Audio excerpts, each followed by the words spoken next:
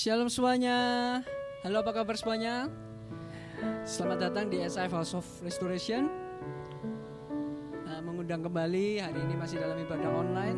Tapi mari kita benar-benar siapkan hati kita. Kita mau memuji dan memuliakan Allah kita. Mari sebelumnya kita berdoa terlebih dahulu ya. Bapa dalam kerajaan surga, terima kasih Tuhan atas penyertaan-Mu Tuhan sepanjang minggu ini Tuhan. Terima kasih juga Tuhan untuk setiap firman-Mu Tuhan yang telah Engkau berikan kepada kami Tuhan, di mana Tuhan kami Tuhan mau Tuhan menjadikan hidup kami Tuhan sebagai persembahan untuk Engkau Tuhan. Tuhan, biarlah kerajaan-Mu Tuhan terjadi Tuhan dalam setiap hidup kami. Bapa, sebentar kami mau Tuhan untuk memuji dan menyembah-Mu Tuhan. Kau yang bantu Tuhan, agar setiap Tuhan apa yang kami perbuat Tuhan setiap hari dalam pekerjaan kami Tuhan, bertemu dengan orang Tuhan, kami Tuhan dapat menjadi persembahan Tuhan yang hidup untuk Engkau. Kau yang mengerti Tuhan, Kau yang mengenal isi hati kami Tuhan. Sebentar kami mau menyiapkan hati kami Tuhan. Hanya di dalam nama Yesus kami ucap syukur dan berdoa. Haleluya Jesus, thank you God. Mari kita siapkan hati kita, just worship God.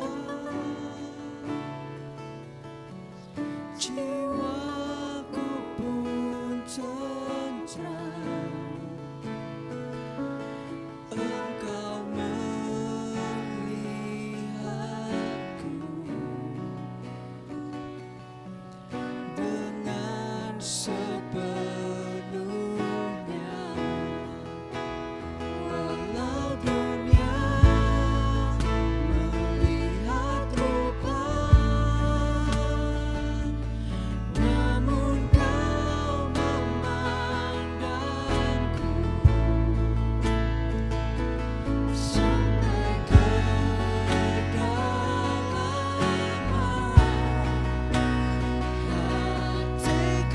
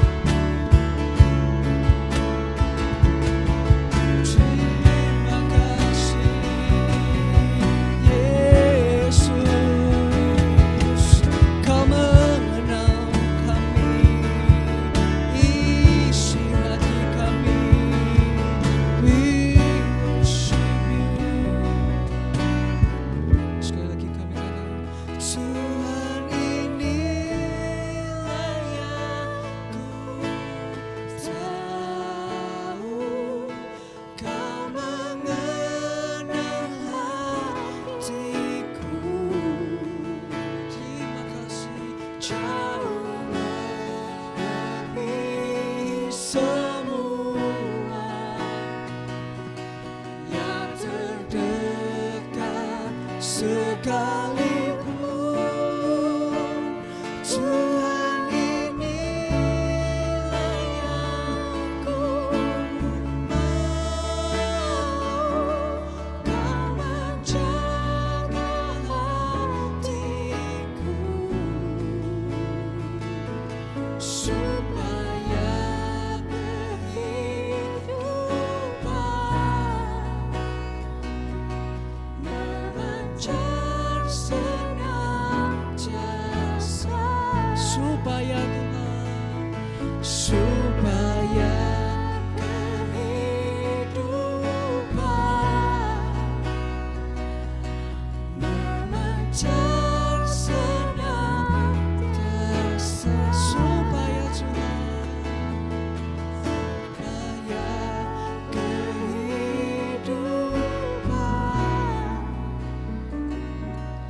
memancar senantiasa.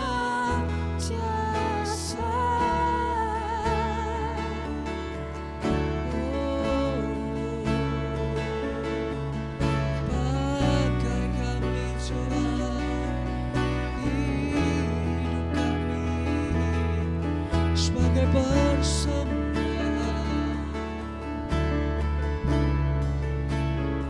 Thank you God.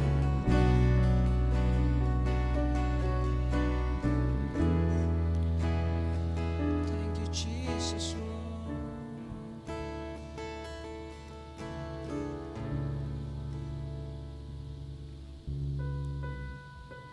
Terima kasih Tuhan. Ini hidup kami Tuhan. Tuhan, datanglah kerajaan-Mu Tuhan, jadilah kehendak-Mu Tuhan dalam setiap hidup kami. Bukan kerajaan kami pribadi Tuhan, atau mungkin kami sibuk membangun kerajaan kami pribadi Tuhan. Tapi kami mau Tuhan, agar dalam setiap hidup kami Tuhan, kami dapat menjadi persembahan yang hidup untuk Engkau Tuhan. Sehingga kerajaan Allah Tuhan tertanam dalam setiap hidup yang kami lakukan ini Tuhan. Terima kasih Jesus Lord.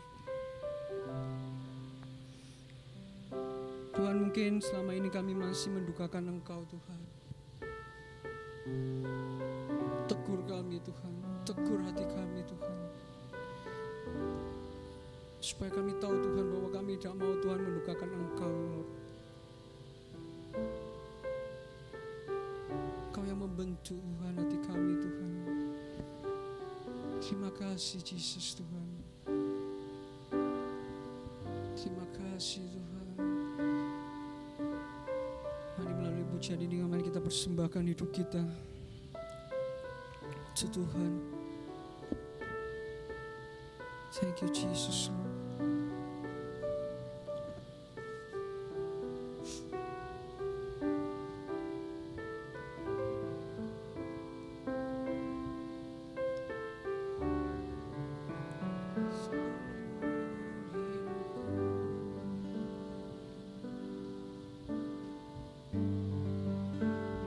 Betapa hatiku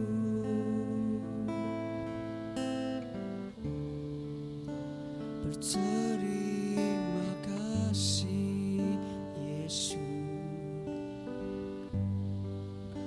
Kau mengasihiku,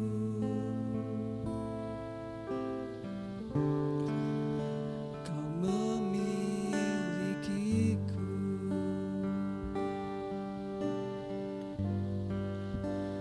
Betapa hatiku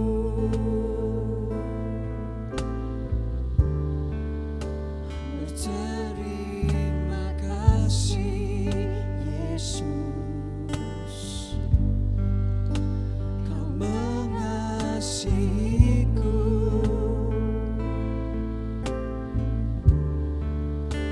Kau memilikiku.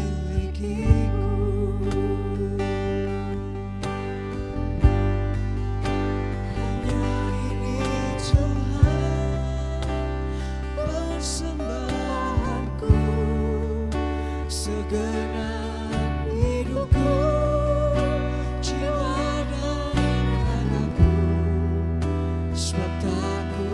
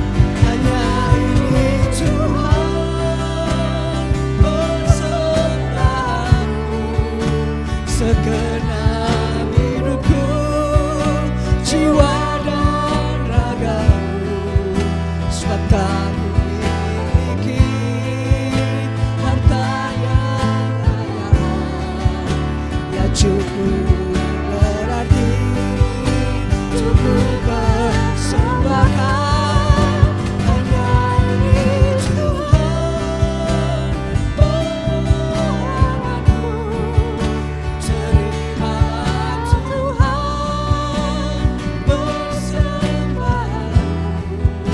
Pakailah hidupku sebagai alatmu seumur hidupku.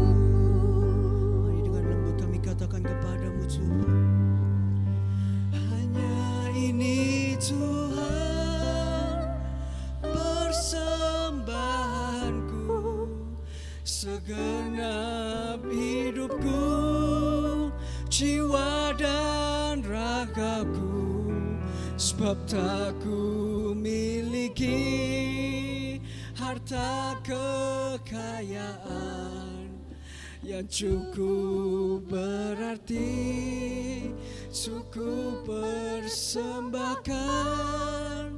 Hanya ini Tuhan permohonanku, terimalah kini persembahan kami Tuhan. Pakailah hidupku sebagai alatmu seumur hidup. Sekali lagi kami katakan hanya ini Tuhan, hanya ini Tuhan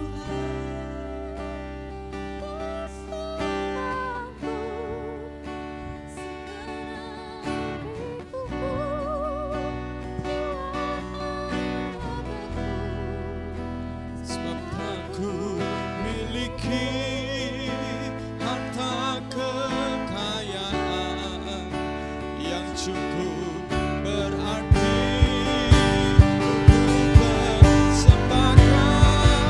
Hanya ini Tuhan permohonanku, katakan terimalah bahanku.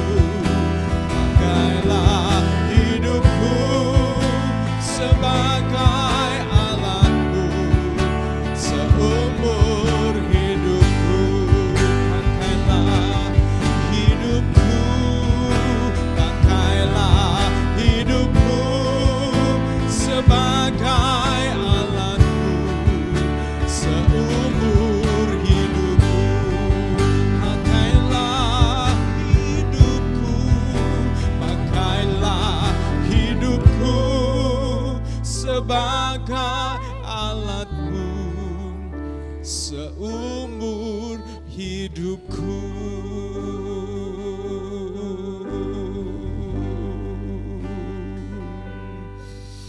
Amin, haleluya, haleluya. Ini merupakan doa kami pagi hari ini ya Tuhan, agar Engkau menerima persembahan setiap kami, dan Engkau mau memakai setiap kami seumur hidup kami ya Tuhan. Tuhan, hidup kami adalah hidup yang sementara. Kitab Pengkhotbah mengatakan bahwa segala sesuatu yang berada di bawah matahari itu adalah kesia-siaan.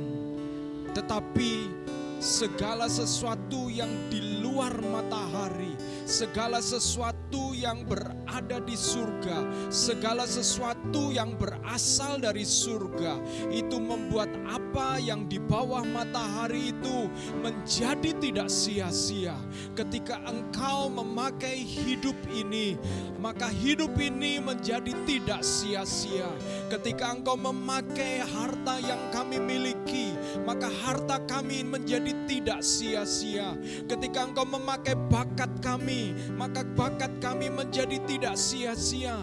Karena itu akan menghasilkan dilipat gandakan di dalam bentuk-bentuk yang kekal ya Tuhan.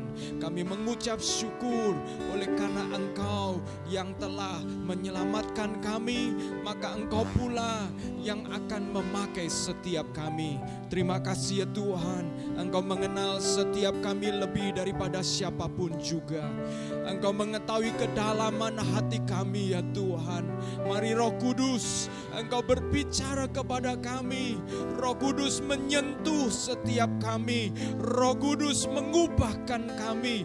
Dan Roh Kudus menuntun setiap kami melalui perkataan firman-Mu ya Tuhan. Demi nama Yesus Kristus, kami menyerahkan setiap kami untuk mendengarkan kebenaran firman-Mu. Haleluya. Amin. Amin. Puji Tuhan. Puji Tuhan. Puji Tuhan, saudara-saudaraku, silakan saudara-saudara duduk kembali ke tempat duduknya masing-masing. Saya mengucap syukur, shalom kepada saudara-saudara pagi hari ini. Apa kabar saudara-saudara? Kita sudah memasuki minggu ketiga di bulan Oktober saudara-saudara. Dan itu berarti 2020 ini akan berakhir dalam kurang dari 3 bulan saudara-saudara. Kita akan memasuki 2021 saudara-saudara. Wow. Kita tidak pernah menyangka bahwa di tahun 2020 ini ada satu peristiwa pandemik yang membuat segala sesuatu yang kita rencanakan itu mengalami perubahan. Segala sesuatu yang kita telah susun matang-matang di tahun 2020 itu kemudian mengalami perubahan.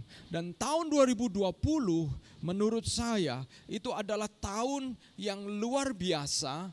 Dan saya memandang secara pribadi sebagai tahun pemurnian bagi gereja Tuhan. Tahun pemurnian bagi jemaat Tuhan yang sejati.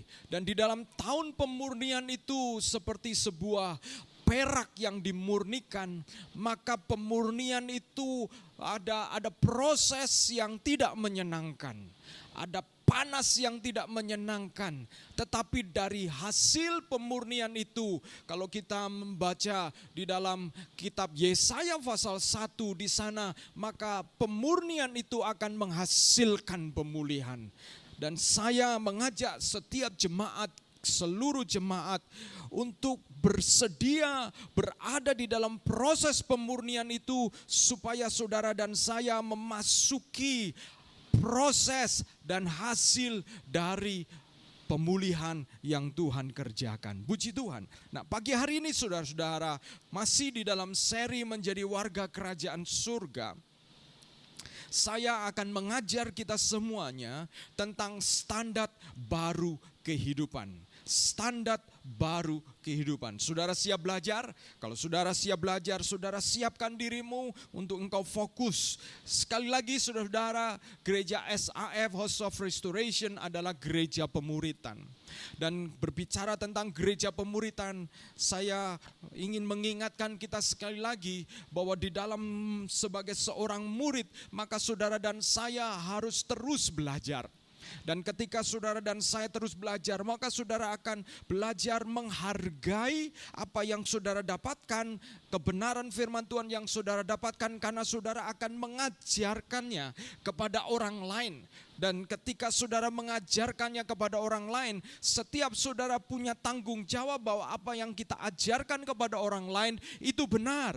Berarti pada waktu kita menangkap pertama kali, pastikan kita menangkap dengan benar supaya ketika kita mengajar orang lain juga menerima yang benar. Karena Petrus juga pernah mengingatkan di dalam surat Petrus bahwa bahkan Yakobus mengingatkan bahwa jangan kamu menjadi guru ketika dia berbicara tentang lidah. Karena guru dituntut punya tanggung jawab lebih. Nah, setiap saudara dan saya sebagai murid Yesus, pastikan ketika engkau belajar firman Tuhan, engkau menangkap dengan benar. Sehingga pada waktunya engkau harus mengajar orang lain, engkau juga mengajar dengan benar. Nah, saudara berbicara tentang standar. Setiap sistem itu membutuhkan standar. Bahkan setiap tujuan yang ingin dicapai dan membawa berbagai pihak untuk bisa mencapai tujuan itu, maka diperlukan standar. Di dalam pabrik, saudara-saudaraku, maka diperlukan QC, yaitu quality control, untuk mengontrol standar. Standar minuman, standar makanan. Kenapa? Karena kalau tidak dikontrol, maka standar yang dihasilkan itu bisa tidak memenuhi harapan yang akan dicapai, saudara-saudaraku. Berarti standar itu sangat penting. Nah, menurut saudara-saudara dan saya, apakah Allah ketika menyelamatkan manusia dengan berbagai macam latar belakang, dari mereka yang paling berdosa, dari mereka yang paling jahat, sampai mereka yang mungkin merasa diri lebih baik dari orang lain, saudara-saudara, apakah Allah tidak punya standar? Allah punya standar. Dan kalau saudara sebagai orang Kristen, lalu saudara menjalani hidup kekristenanmu tanpa kita memikirkan dan bertanya kira-kira apa yang menjadi standar Allah buat saudara dan saya untuk kita penuhi, maka saudara dan saya, jangan-jangan kita ini seperti sebuah produk yang ada di pabrik, lalu ketika tidak benar-benar dikerjakan dan memenuhi standar, maka kita ini bisa menjadi produk afkiran, saudara-saudara. Diafkir, tidak dipakai. Kenapa? Karena tidak memenuhi standar. Itu sebabnya setiap kita harus tahu sebagai orang Kristen, sebagai murid Yesus, engkau dan saya harus tahu standarnya. Dan kalau saudara seorang pebisnis, saudara juga mengerti hukum standar ini, yaitu bahwa saudara mengejar sebuah standar karena saudara ingin kemudian memuaskan pelanggan saudara-saudara. Sehingga saudara perlu menjaga standar itu supaya pelanggan kemudian puas. Saya juga akan bertanya kepada saudara-saudara, apakah kita pernah berpikir bahwa Allah juga harus disenangkan, harus dipuaskan, dan itu terjadi ketika saya dan saudara-saudara memenuhi standar yang Allah harapkan. Dan mari kita akan lihat bagaimana standar itu Allah tetapkan bagi setiap saudara-saudara, sehingga kita mengerti ketika kita mengatakan kita mau menyenangkan hati Tuhan, kita mau mempersembahkan kepada Tuhan. Bahkan ketika saudara dan saya memuridkan orang lain, saudara juga membawa orang itu menjadi sesuai dengan standar yang saudara dan saya kenali di dalam kebenaran firman Tuhan. Saudara-saudaraku, saya mengajak kita membuka di dalam Matius pasal yang kelima ayat yang ke-20 dikatakan, maka aku berkata kepadamu, jika hidup keagamaanmu tidak lebih benar daripada hidup keagamaan ahli-ahli Taurat dan orang-orang Farisi, sesungguhnya kamu tidak akan masuk ke dalam kerajaan surga. Terjemahan kita mengatakan bahwa jika hidup keagamaanmu tidak lebih benar daripada hidup keagamaan ahli-ahli Taurat dan orang-orang Farisi. Saya waktu membaca ini, saya berpikir bahwa itu adalah standar keagamaan yang dimaksud di sini, saudaraku. Padahal saudara-saudara, di sini tidak sedang berbicara tentang standar keagamaan dalam pengertian aktivitas keagamaan. Terjemahan yang lain, dalam terjemahan bahasa Indonesia yang lain berkata begini, aku berkata kepadamu, jika kebenaranmu tidak melebihi para ahli Taurat dan orang Farisi, kamu sekali-kali tidak dapat masuk ke dalam kerajaan surga. Jika kebenaranmu, ini yang dimaksud. Jadi bukan keagamaan atau aktivitas keagamaan, tetapi kebenaran yang dijalankan ketika kita menjalani keagamaan atau aktivitas keagamaan itu. Dalam terjemahan bahasa Inggris mengatakan, you must obey God's commands better than the Pharisees and the teachers of the law obey them. If you don't, I promise you that you will never get into the kingdom of heaven. Saudara perhatikan, Yesus berbicara tentang satu standar yang luar biasa tinggi. Karena Yesus mengatakan bahwa kalau kebenaranmu itu tidak lebih melebihi dari kebenaran orang-orang Farisi dan ahli Taurat, maka engkau tidak dapat masuk ke dalam kerajaan surga. Wow, dulu saya berpikir berarti kalau orang Farisi itu dia dikenal sebagai seorang yang berdoa sehari 3 kali. Berarti saya harus berdoa sehari minimal 4 kali berarti. Karena harus melebihi. Kalau orang Farisi, segala sesuatu itu, saudara-saudara orang Farisi, ahli Taurat, segala sesuatu saking mereka itu benar-benar ingin melakukan hukum Taurat, khusus misalnya tentang persembahan. Ketika berbicara tentang persembahan persepuluhan, saudara-saudara, apa yang mereka lakukan? Mereka memotong segala sesuatu 1/10. Bahkan kalau mungkin mereka panen padi, maka mereka menghitung. Bahkan kemudian dikatakan jintan dan lain sebagainya. Bijinya itu dihitung 1/10-nya, saudara-saudara. Begitu sangat rigid, saudara-saudara. Dan apakah itu berarti ketika saudara dan saya menurut standar firman Tuhan bahwa kebenaran kita harus melebihi mereka? Berarti kita kemudian harus lebih rigid lagi, lebih strict lagi, lebih ketat lagi. Saudara-saudara, apakah itu yang dimaksud dengan standar kebenaran oleh Yesus, saudara-saudara? Mari kita akan belajar bersama-sama bahwa yang dimaksud dengan standar kebenaran yang baru ini seperti apa, saudara-saudara? Saudara dan saya, kita ini sudah berada pada zaman yang baru. Supaya kita mengerti, perjanjian lama itu telah diganti oleh perjanjian yang baru, di mana perjanjian baru itu, yang baru itu memiliki standar yang baru. Itu telah dinubuatkan di dalam kitab Yeremia pasal 31 dan 33 mengatakan demikian. Sesungguhnya akan datang waktunya, demikianlah firman Tuhan, aku akan mengadakan perjanjian baru dengan kaum Israel dan kaum Yehuda. Tetapi beginilah perjanjian yang kuadakan dengan kaum Israel sesudah waktu itu. Demikianlah firman Tuhan, aku akan menaruh Tauratku dalam batin mereka dan menuliskannya dalam hati mereka. Maka aku akan menjadi Allah mereka dan mereka akan menjadi umatku.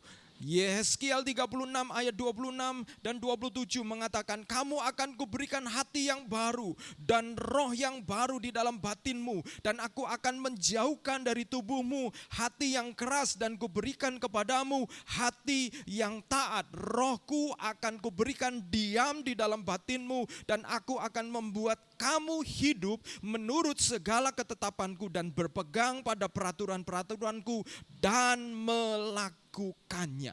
Saudaraku, telah dinubuatkan bahwa akan ada era baru, zaman baru, karena perjanjian lama yang telah ditulis di atas loh batu, maka era baru itu ditandai bahwa perjanjian itu, hukum-hukum itu tidak ditulis lagi, tidak tertulis lagi di batu, di kertas, tetapi tertulis di dalam hati.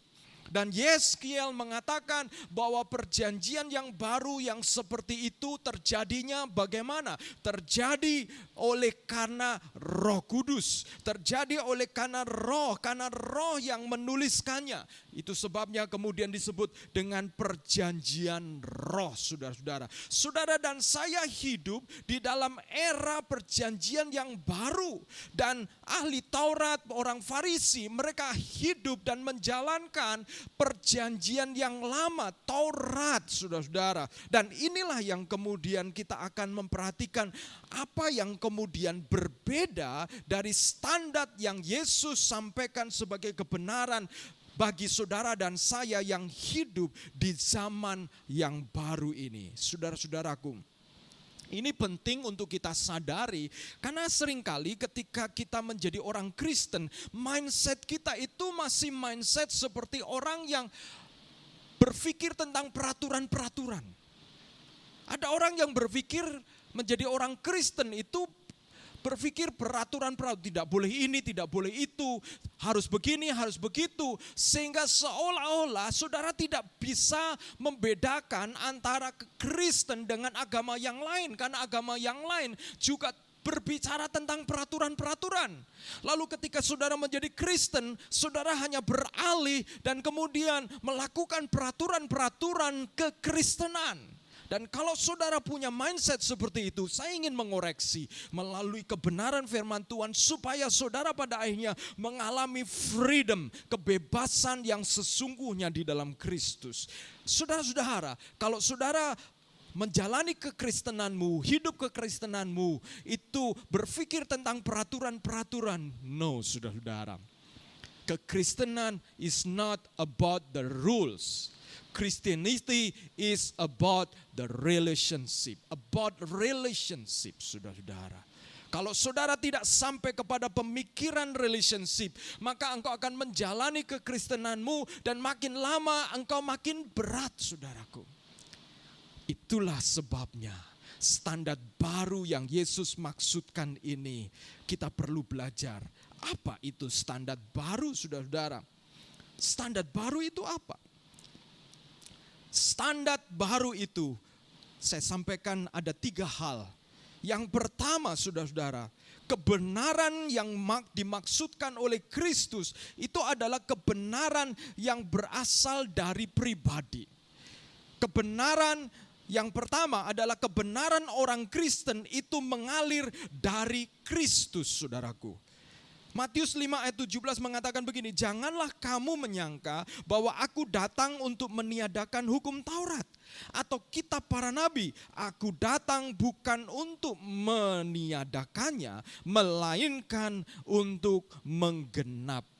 Perhatikan di sini bahwa Kristus datang untuk menggenapi seluruh tuntutan hukum Taurat, sehingga Kristus menjadi penggenapan seluruh hukum itu, dan melalui Kristus saudara dan saya menerima kebenaran.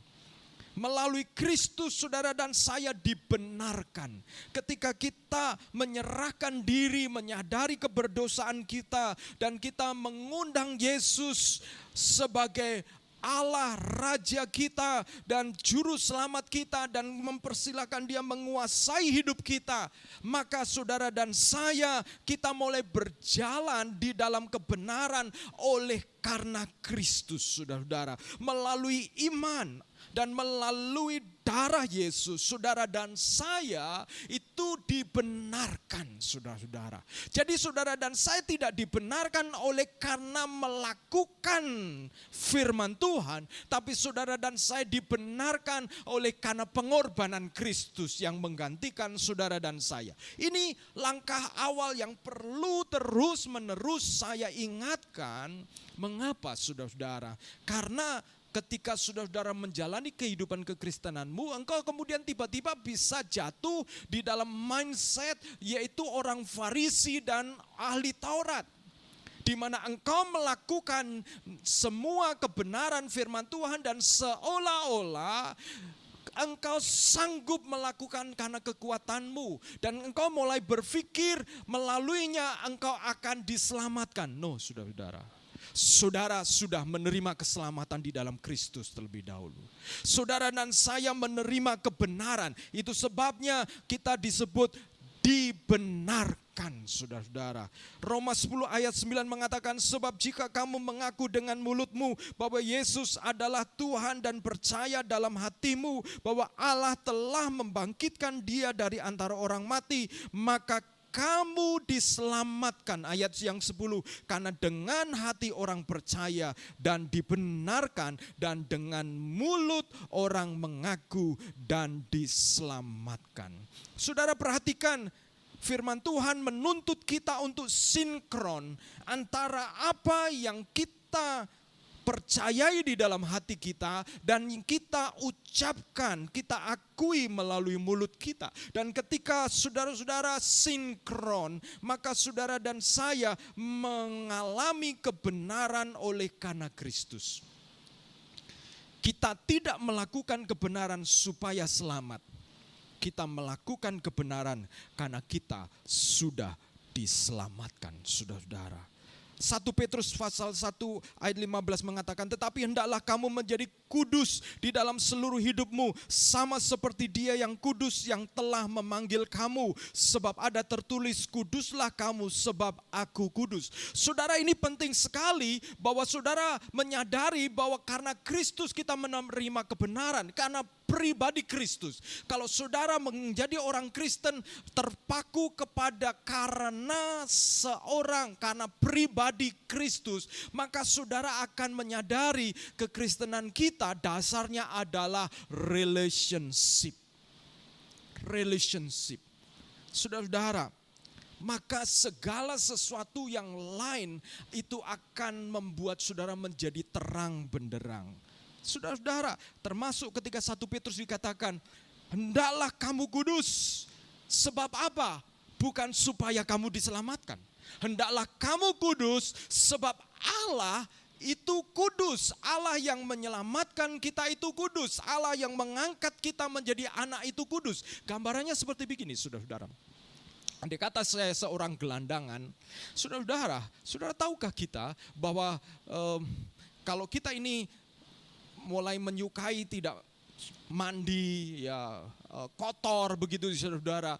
Saudara-saudara, lama-lama itu seperti gelandangan atau orang gila yang di jalan-jalan itu, saudara-saudara. Mereka kalau dimandikan mereka akan berontak, mereka tidak suka, saudara-saudara. Tetapi saudara-saudara, saya ada teman yang melayani orang-orang gila. Menarik sekali. Mereka melayaninya dengan cara pertama kali apa yang mereka lakukan? Memandikan orang gila ini. Dan ketika mereka dimandikan, bersih, dipotong rambutnya, harum, wangi, dan kemudian diberi makan, saudara-saudara. Dan setelah diberi makan, perubahan ini, saudara-saudara, kemudian menolong kesadaran mereka. Nah, bayangkan ketika Allah yang kudus itu mengangkat kita dari lembah dosa, dari kekotoran dosa, dari kenajisan dosa. Kita kemudian oleh Yesus Kristus dibersihkan. Kita menjadi harum, kita menjadi wangi oleh karena pengorbanan Kristus. Kita menjadi bersih. Lalu saudara-saudara, karena Bapa kita yang bersih, yang punya rumah itu bersih, maka saudara-saudara tinggal di rumah Allah, maka saudara-saudara tidak akan membiarkan diri kita kotor lagi. Kenapa? Karena pribadi yang mengangkat kita sebagai anak itu pribadi yang wangi dan bersih, saudara-saudara. Jadi kalau saudara memikirkan bahwa saya ini harus bersih, saya ini harus kudus karena saya supaya diangkat anak. Saudara-saudara, sudah diangkat anak. Kita sudah diangkat anak. Justru karena kita diangkat anak oleh Bapa yang kudus, maka kita mengejar kekudusan. Sebab apa? Sebab Bapa kita kudus, saudara-saudara. Jadi ketika kita berpikir tentang pribadi, maka ini adalah langkah awal supaya standar kebenaran kita melebihi orang Farisi. Kenapa orang Farisi dan ahli Taurat itu kebenarannya dikritik oleh Yesus?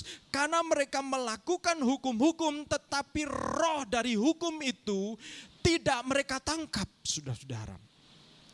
Saudara bisa baca di dalam Injil Matius pasal 5, di dalam ayat-ayat selanjutnya, itu Yesus membahas 6 contoh dari hukum. Misalnya dikatakan, ada tertulis, kamu jangan membunuh. Tetapi Yesus kemudian mengatakan, tetapi apabila kamu oleh perkataanmu, kamu mengatakan sebuah perkataan dan perkataan itu dipenuhi oleh kejahatan, kebencian, maka sekalipun kamu tidak membunuh secara fisik, tetapi kamu telah melanggar hukum jangan membunuh. Karena jangan membunuh ditangkap oleh orang Farisi ahli Taurat itu artinya menumpahkan darah saja. Asal tidak menumpahkan darah, maka saya tidak membunuh. Yesus mengangkat hukum lebih tinggi dengan mengatakan, kalau hatimu sebenarnya ingin membunuh orang itu, sudah jahat kepada orang itu, kamu sebenarnya sudah melanggar. Kenapa? Yesus berbicara tentang spirit dari hukum itu, bukan fisik. Banyak orang, saudara-saudara, tidak membunuh, tetapi hatinya telah membunuh banyak orang. Ini yang Yesus maksudkan. Nah, bagaimana kita bisa sampai ke sana? Kita bisa sampai ke sana kalau kita menyadari bahwa kita melakukan kebenaran itu karena kebenaran itu berasal dari Kristus. Standarnya itu standar super platinum, kebenaran dari Kristus, bukan kebenaran oleh karena manusia. Kalau manusia itu seringkali kita tertipu bahkan oleh diri sendiri, karena kita sering berusaha melakukan karena dilihat orang, saudara-saudara. Nah, ini membawa kita kepada kebenaran yang kedua yang saya ingin sampaikan. Karena kebenaran itu berasal dari pribadi, yaitu Kristus. Maka kita harus melakukannya dengan dasar relationship. Yaitu apa? Kasih. Yang kedua, lakukan kebenaran karena mengasihi Allah dan bukan untuk mendapatkan pengakuan serta hormat manusia. Lakukan kebenaran karena mengasihi Allah dan bukan untuk mendapatkan pengakuan serta hormat dari manusia. Saudara-saudara, ketika kita menyadari bahwa kita melakukan kebenaran ini karena kita menerima kebenaran dari Kristus, maka dasar relationship itu, kebenaran itu harus dilakukan, hukum-hukum itu harus dilakukan oleh karena kasih, saudara-saudara. Yohanes pasal 5 ayat 39 mengatakan demikian, kamu menyelidiki kitab-kitab suci sebab kamu menyangka bahwa olehnya kamu mempunyai hidup yang kekal. Tetapi walaupun kitab-kitab suci itu memberi kesaksian tentang aku, namun kamu tidak mau datang kepadaku untuk memperoleh hidup itu. Aku tidak memerlukan hormat dari manusia, tetapi tentang kamu memang aku tahu bahwa di dalam hatimu kamu tidak mempunyai kasih akan Allah. Yesus mengkritik orang-orang Farisi ahli Taurat sekalipun mereka belajar firman Tuhan, belajar Taurat Tuhan, tetapi mereka tidak punya kasih kepada Allah. Apakah itu bisa terjadi? Bisa. Karena mereka fokus kepada aturan-aturan dan bukan kepada pribadi. Saudara, kalau saudara membaca kitab Yesaya, ini sangat jelas. Yesaya berbicara seperti ngaploki orang Israel. Mereka melakukan puasa, mereka memberikan korban persembahan, melakukan semuanya dilakukan. Tetapi Allah mengatakan, tetapi aku jijik memandangnya. Kenapa? Karena ketika mereka melakukan berdasarkan hukum-hukum saja, tetapi hati mereka tidak mengasihi Tuhan. Mereka kehilangan esensinya. Mereka ketika ada di rumah Tuhan menjadi begitu kudus kelihatannya, tetapi begitu keluar dari rumah Tuhan, mereka melakukan kejahatan-kejahatan. Mereka tidak peduli dengan anak yatim. Di dalam kitab Yesaya disinggung tentang itu. Mereka tidak peduli dengan orang lain. Yang penting saya dalam hidup keagamaan saya melakukan kebenaran-kebenaran. Saudara-saudara, kalau engkau punya kasih kepada Tuhan, maka saudara-saudara dan saya, kita tidak mencari pengakuan serta hormat manusia, tetapi kita mencari perkenan Allah itu sendiri. Kita mengasihi Dia. Selidikilah firman karena engkau mengasihi Allah. Lakukanlah firman karena engkau mengasihi Allah. Pertanyaannya, benarkah kita mengasihi Allah? Yohanes 14 ayat 15 mengatakan, jikalau kamu mengasihi aku, kamu akan menuruti segala perintahku. Saudaraku, ketika beberapa waktu yang lalu saya berpuasa dan saya ada kesempatan melakukan perjalanan ke luar kota. Saudara-saudara, saya lapar sekali, di mobil itu saya lapar, saudara-saudara. Dan ketika saya lapar, saya ingin makan, saudara-saudara. Tetapi kemudian saya ingat, saya puasa ini untuk apa? Saya puasa untuk memenuhi bahwa saya berdisiplin, bahwa saya sudah berjanji puasa, atau apa? Dan saudara, saya ingat, saya hari itu puasa karena saya sedang berdoa. Berdoa untuk apa?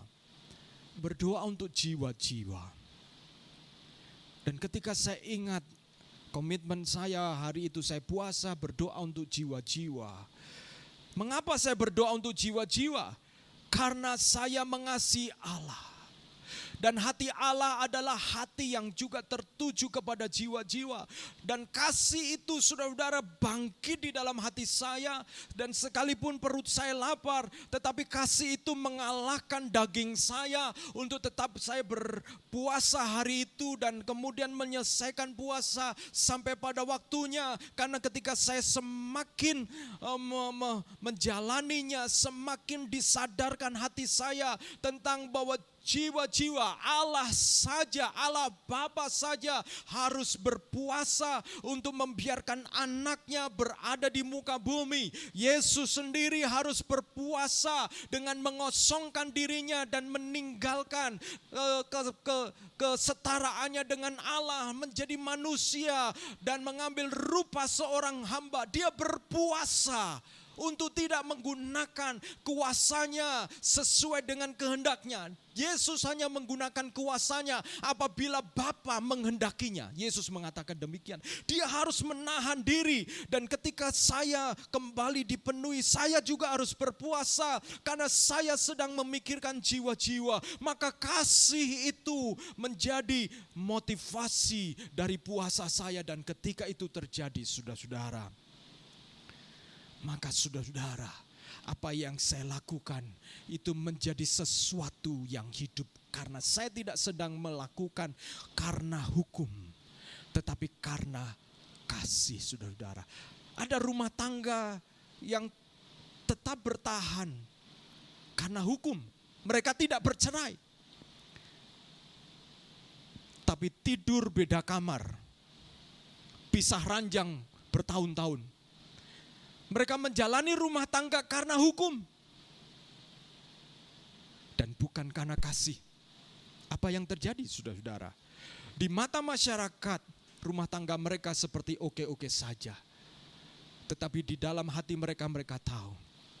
Saudara-saudara, kadang-kadang standar dunia ini itu adalah standar yang apa kata masyarakat, apa kata orang. Saudara-saudara, kalau saudara mengikuti standar baru, saudara jangan berpikir apa kata masyarakat dan apa kata orang. Apa kata Tuhan? Apa perspektif Tuhan? Karena engkau mengasihi Tuhan, maka engkau punya kekuatan baru untuk melakukan firman.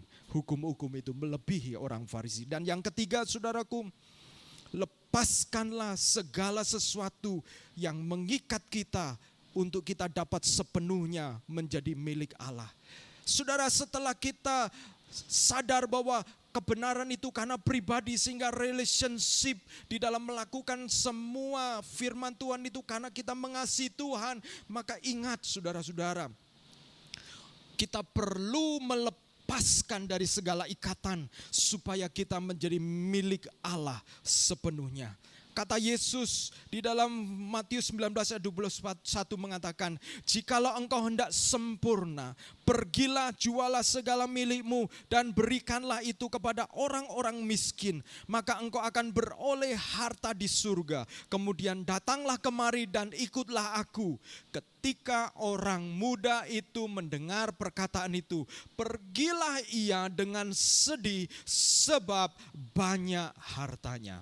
Ini orang muda yang berprestasi. Kemungkinan besar ini adalah ahli Taurat sebenarnya. Orang muda yang kemudian dia berpikir tentang kerajaan surga dan mendekati Yesus. Bagaimana saya bisa masuk ke dalam kerajaan surga? Yesus berkata, engkau harus melakukan hukum Taurat. Jangan membunuh, jangan mencuri, tidak ada ilah lain di hadapanku dan seterusnya. Orang itu mengatakan, aku sudah melakukan itu semua. Lalu Yesus berkata, oke, kalau begitu jualah hartamu dan ikutlah aku. Maka dikatakan pemuda itu sedih.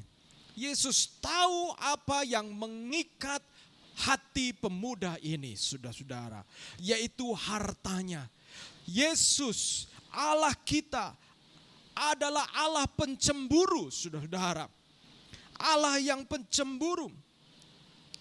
Dan saudara-saudara, Dia adalah Allah yang tidak mau diduakan. Di dalam hati kita hanya ada satu kursi tahta, di mana Yesus, Allah kita, harus yang berada di kursi tahta itu sebagai raja. Dan kita sebagai warga kerajaan Allah itu memiliki ciri Yesus menjadi yang utama, menjadi yang nomor satu. Tidak ada hal yang boleh mengikat kita untuk kemudian menjadi milik seutuhnya dari Allah, saudara, dan Allah kita. Saudara-saudara, waktu anak-anak saya kecil, mereka berjalan, belajar jalan. Kalau saudara punya anak biasanya melakukannya. Jadi saya biasanya kemudian jongkok dan kemudian saya panggil. Mereka biasanya berdiri, pegang kursi, lalu saya panggil. Axel, jalan, ayo, come. Dan biasanya kemudian dia pegang kursi itu dan dengan takut ragu-ragu, tapi karena dia melihat saya papanya dan come begitu, lalu dia ingin mendekati saya. Tetapi saudara-saudara, kalau dia tidak mau melepaskan kursi itu, maka dia pertama tidak pernah bisa berjalan, yang kedua tidak pernah bisa dekat dengan saya. Dan ketika dia melepaskan kursi itu, lalu mulai berjalan, saya biasanya lebih dekat dengan dia dalam jarak di mana dia merasa aman untuk melepaskan kursi dan menangkap saya. Tetapi ketika dia berusaha menangkap saya berusaha mundur satu step dan dia berjalan lagi. Dan saya biarkan begitu karena saya ingin memancing dia supaya bisa berjalan, saudara-saudara. Dan kalau dia kemudian terus berjalan karena melepaskan kursinya, pada akhirnya dia bisa berjalan. Saudara-saudara, ketika kita berpikir menjadi milik Allah seutuhnya itu apa artinya, saudara-saudara? Saudara-saudara, ilustrasi gambaran ini memberikan contoh menjadi milik seutuhnya itu seperti ketika anak saya itu berjalan. Axel, Kevin saya ajar jalan seperti itu. Ketika anak saya melepaskan kursi dan berjalan, dia menjadi milik sepenuhnya dalam pengertian karena saya papanya punya kehendak yang baik, rencana yang baik supaya anak saya bisa jalan. Menjadi milik sepenuhnya dari Allah kita itu berarti saudara dan saya mengikuti kehendak Allah sepenuhnya. Dan kehendak Allah sepenuhnya itu adalah rancangan yang terbaik buat saudara dan saya. Itu saudara. Dan untuk bisa ada di dalam rancangan Allah, saudara dan saya harus melepaskan ikatan kita. Dan berjalan dengan iman untuk menangkap Tuhan. Kadang-kadang saudara, Tuhan seolah ketika saudara melepaskan dari ikatan itu, Tuhan seolah-olah membiarkan saudara goyah, dan Tuhan seolah mundur satu step. Ketika saudara mau melepaskan ikatan itu, saudara berpikir setelah saudara lepas, seperti saudara jalan di jalan tol, semua lancar. Tetapi justru saudara mendapati seolah Tuhan menjauh dari saudara-saudara. Itulah gambaran seperti yang saya gambarkan. Karena Allah ingin saudara berjalan dengan iman dan tidak berjalan tertatih-tatih sampai akhirnya bahkan kau bisa berlari. Ada berapa banyak orang yang takut bahkan kecewa melepaskan ikatan karena takut nanti kemudian jatuh.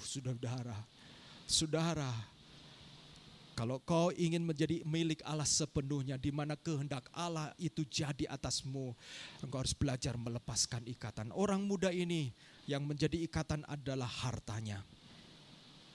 Siapa dan apa yang menjadi ikatan kita, yang membuat kita ini tidak bisa berjalan penuh di dalam kehendak Allah. Saudara dan saya mengerti bahwa seringkali pikiran kita yang mendahului kehendak Allah. Saudara, memang Tuhan memberikan kita pikiran untuk berpikir, saudara. Tetapi Tuhan juga memakai firman untuk berbicara kepada saudara dan saya. Dan kadang-kadang firman itu seolah konflik dengan pikiran kita. Saudara harus tenang. Karena jangan-jangan firman itu sedang mengoreksi kita tentang adanya sesuatu yang mengikat kita. Dan firman Allah sedang menuntun saudara dan saya untuk melepaskannya dan berjalan bersama dengan Tuhan. Dalam Keluaran pasal 20 ayat 3 mengatakan, jangan ada padamu Allah lain di hadapanku. Jangan membuat bagimu patung yang menyerupai apapun yang ada di langit di atas, atau yang ada di bumi di bawah, atau yang ada di dalam air di bawah. Jangan sujud menyembah kepadanya atau beribadah kepadanya. Sebab aku Tuhan Allahmu adalah Allah yang cemburu. Saudaraku, Allah Tuhan kita adalah Allah pencemburu. Maka lakukan kebenaran dengan belajar melepaskan apa yang mengikat saya dan saudara-saudara. Saudaraku, mari kita datang kepada Tuhan. Apa yang mengikat kita sehingga kita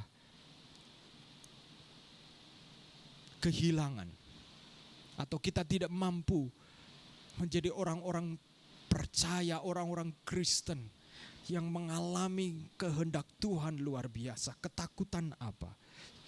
Silakan para pemain musik maju ke depan untuk kita bersama-sama mempersiapkan satu pujian. Saya mengajak kita, saudara-saudara, menyanyikan pujian ini, saudara-saudara.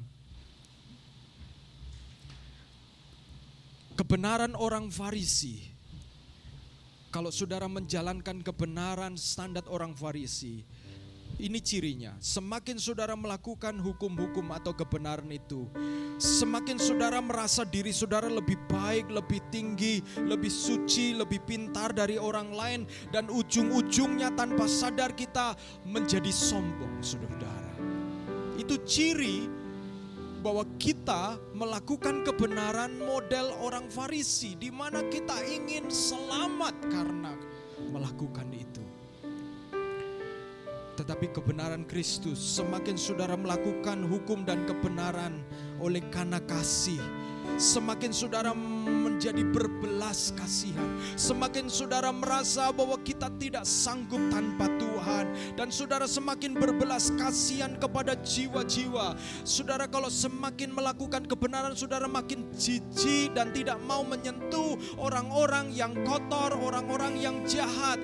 Kemungkinan kita seperti orang Farisi. Tetapi kalau saudara melakukan kebenaran, semakin saudara melakukan kebenaran, saudara semakin jatuh belas kasihan. Betapa mereka diikat oleh ikatan-ikatan yang luar biasa. Dan kalau bukan saudara dan saya yang mengenal mereka, yang menolong mereka untuk mereka dilepaskan, siapa yang akan menolong kita? Kita akan memiliki hati yang seperti itu. Kenapa? Karena itulah hati Tuhan. Dan kita akan memiliki hati Tuhan. Mari kita nyanyikan pujian ini. Pujian ini mengajak kita untuk set mata kita, menaruh mata kita di bawah kaki Yesus, menaruh hati kita dan izinkan hadirat-Nya menjamah kita, memulihkan kita, memurnikan kita, mengoreksi kita, menegur kita, menemplak kita, mempertobatkan kita dan mengubahkan kita. Haleluya. Amin. Haleluya. Haleluya. Haleluya. Spirit of hope. Hallelujah. I set my eyes upon your feet. I set my eyes upon your feet of Jesus. I set my heart responding to your love. I cast my fear and surrender all to you. Lord, here I worship you. I need your presence, Lord. Hallelujah. How I need your presence, Lord. Spirit of hope, draw me closer to you, Lord. Spirit of life, flowing into my heart. Oh, I need your presence, Lord. Amen. Oh, I need your presence, Lord. Oh, Spirit of hope, draw me closer to you, Lord. Spirit of life, flowing into my heart as I worship you. Saudaraku, saya mengajak kita menjadikan pujian ini menjadi doa kita. I said my eyes. Saudaraku, mari kita melihat bahwa Yesus adalah sumber kebenaran kita. Bukan kesempurnaan kita, bukan kesanggupan kita, tetapi Yesus yang telah memberikan kebenaran itu kepada kita. Dan oleh karenanya kita mengasihi Dia. Dan oleh karena kasih itu engkau bangun pagi membaca firman. Oleh karena kasih itu engkau menyelidiki firman. Oleh karena kasih itu engkau melayani Tuhan. Oleh karena kasih itu engkau pergi keluar. Engkau kenal orang-orang. Engkau melayani orang-orang. Dan oleh karenanya engkau surrender. Engkau menyerahkan segala sesuatu yang mengikat. Supaya kehendak Allah, rencananya jadi atas hidupmu. Haleluya. Mungkin masalah mengikatmu, mungkin ketakutan mengikatmu, mungkin kesombongan mengikatmu, mungkin harta menjadi ketakutanmu terbesar. Mari kita mendatang kepada Dia untuk seperti bayi yang melepaskan itu dan berjalan, mengarahkan diri datang kepada Bapa dan hidup di dalam kehendaknya. Oh, your presence, Lord. Oh, hallelujah. Amin. Hadirat-Mu ada di rumah-rumah.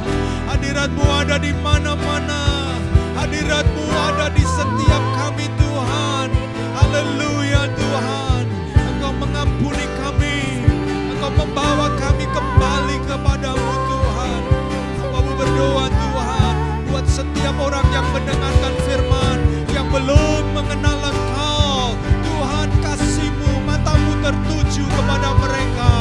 Kalau mereka hidup, dalam hidup mereka berusaha melakukan kebenaran-kebenaran dengan kekuatan mereka, kebenaran-kebenaran karena mereka ingin diselamatkan. Tuhan, Kristus disediakan buat mereka. Haleluya, haleluya, haleluya, haleluya. Oh, I need your presence, Lord. Ku perlu hadirat-Mu, oh Lord. I need your presence, Lord. Amen, haleluya. Spirit of hope, draw me closer to you, Lord. Spirit of life, flowing into my heart. Lord, I need your presence, Lord. Hallelujah. Oh, I need your presence, Lord. Amen, amen. Spirit of hope, draw me closer to you, Lord. Spirit of life, flowing into my heart as I worship you, as I worship you, as I worship you, amen. As I worship you, amen. As I worship you, amen. Hallelujah, hallelujah. As I worship you, amen. Hallelujah. Oh, as I worship you, as I worship you, as I worship you, amen. Oh, as I worship you, hallelujah. As I worship you, amen. Terima kasih Tuhan, terima kasih Tuhan. Tuhan, Engkau menyucikan setiap kami, untuk kami menjadi harum dan bersih. Dan oleh karenanya kami hidup di dalam kebenaran-Mu, melakukan kebenaran-Mu oleh karena kasih Tuhan. Dan apabila ada hal yang lain yang mengikat kami, yang menyebabkan kami mendua hati, kami berdoa Tuhan, Engkau menolong kami untuk kami melepaskan itu Tuhan. Dan kami mulai berjalan menuju Engkau, berjalan dengan iman, melangkah satu langkah demi satu langkah. Walaupun kami goyah, tapi firman-Mu mengatakan, sekalipun kami jatuh, Engkau tidak membiarkan kami tergeletak Tuhan. Engkau akan menolong kami bangkit kembali Tuhan. Terima kasih Tuhan. Kami mau belajar hidup di dalam standar kebenaran yang baru. Standar kebenaran yang membuat orang lain tertarik melihat hidup kami. Hidup yang dipenuhi oleh kasih-Mu Tuhan. Terima kasih Tuhan, terima kasih Tuhan. Terima kasih Tuhan, terima kasih Tuhan. Kami bersyukur untuk itu. Engkau berkati jemaat-Mu, Engkau berkati setiap kami yang mendengarkan firman-Mu. Haleluya, amin, amin, amin. Puji Tuhan saudara-saudaraku. Saudaraku, saya ingin menyampaikan pengumuman dalam satu pekan ini saudara-saudaraku. Nanti hari Selasa akan ada IG Live. Saudara, mari kita bergabung bersama-sama di dalam IG Live untuk kita bisa bersama-sama sekali lagi untuk mengenal Tuhan lebih dalam melalui kebenarannya. Pada hari Kamis saudara-saudaraku akan ada Komunitas Tumbuh Bersama di KTP Barat 1, Barat 2, Barat 3, dan KTP Timur. Saudara-saudara akan bergabung dengan platform yang akan dipakai oleh masing-masing komunitas yang ada. Saya mengundang saudara-saudaraku untuk bergabung bersama-sama. Demikian juga saya mengucapkan terima kasih buat saudara-saudara yang sudah memberikan korban persembahan, syukur, persepuluhan maupun korban persembahan misi. Tuhan memberkati saudara-saudara. Dan ketika saudara memberikannya dengan penuh keyakinan sedang melakukan kehendak Allah, saudara-saudara percayalah, engkau sedang belajar untuk tidak diikat oleh mamon, tetapi menjadi milik Allah sepenuhnya. Dan saya berdoa supaya Tuhan menolong pekerjaanmu, apa yang sedang kau kerjakan, dan kau bisa memberikan korban persembahan di rekening yang ada di bawah ini, saudara-saudara. Tuhan memberkati saudara-saudara dan saya. Saya mengajak kita bangkit berdiri dan mengakhiri ibadah kita pagi hari ini. Haleluya, haleluya, haleluya, haleluya. Amin, haleluya, haleluya. Saya minta tolong Henny menutup ibadah kita di dalam doa, dan saya akan menutup dengan doa berkat. Kita berdoa. Terima kasih Tuhan, Engkau kembali mengumpulkan kami di sini Tuhan, meskipun secara virtual Tuhan, secara online Tuhan, tapi kami percaya Tuhan, Engkau selalu berada di tengah-tengah kami Tuhan. Dan kami mau Tuhan menjadi murid-Mu Tuhan di tengah kehidupan kami Tuhan, di dalam kehidupan kami, di dalam pekerjaan kami, di dalam rumah tangga kami juga Tuhan, dalam pergaulan kami Tuhan. Kami ingin menjadi murid-Mu Tuhan yang memperluas kerajaan-Mu saja Tuhan. Dan kami ingin menutup ibadah kami hari ini Tuhan. Kami percaya Tuhan bahwa Engkau akan selalu menuntun kami di setiap langkah kami Tuhan. Terima kasih Tuhan, dalam nama Tuhan Yesus kami berdoa dan mengucap syukur. Amin. Saudaraku, angkatlah tanganmu dan terimalah berkat Tuhan. Tuhan menyinari engkau dengan wajah-Nya dan memberi engkau damai sejahtera, dan memberikan engkau kebenaran yang baru di dalam Kristus, sehingga engkau melakukan kebenaran karena engkau mengasihi Tuhan. Dan ketika engkau mengasihi Tuhan, engkau akan disadarkan bahwa Dia adalah Allah yang pencemburu. Tidak ada boleh hal yang lain yang mengikat engkau selain Allah sendiri. Hatimu untuk Allah, hidupmu untuk Allah, dan oleh karenanya maka pekerjaanmu akan menjadi untuk Allah, pasanganmu untuk Allah, rumah tanggamu untuk Allah, bahkan hidupmu untuk Allah. Dan ketika seluruhnya untuk Allah, maka kerajaan Allah akan jadi atas hidupmu, dan nama Tuhan dipermuliakan, dan engkau akan melihat dunia ini, akan melihat engkau sebagai Sion Allah, di mana mereka akan tertuju matanya kepada engkau, karena melalui engkau mereka akan melihat pengharapan di dalam Tuhan. Diberkatilah hidupmu, diberkatilah pekerjaanmu, diberkatilah apa yang engkau sedang kerjakan, diberkatilah studimu, diberkatilah hubungan-hubunganmu, dan diberkatilah rumah tanggamu, masa depanmu. Dan kiranya engkau menerima berkat ini di dalam takut akan Allah, dan damai sejahtera Allah serta kasih sayang Tuhan Yesus Kristus dan penghiburan oleh karena Roh Kudus menyertai saudara dan saya untuk bergairah melakukan firman Tuhan sampai Yesus datang kali yang kedua menjemput setiap kita, dan tidak ada yang tertinggal karena saudara dan saya didapatinya setia. Haleluya. Amin. Tuhan memberkati saudara dan saya. Happy Sunday. God bless you all. Haleluya. Amin.